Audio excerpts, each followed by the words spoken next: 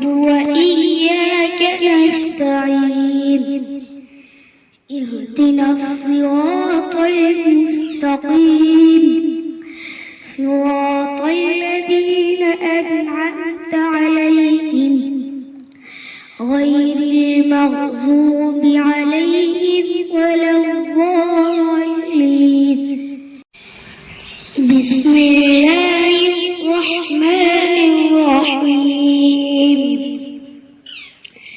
قل اهبطوا منها جميعا فإما يأتينكم مني هدى فمن تبع هداي فلا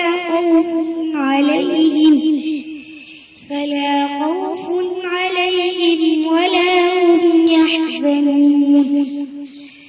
والذين كفروا وكذبوا بآياتنا أولئك أصحاب النار هم فيها خالدون.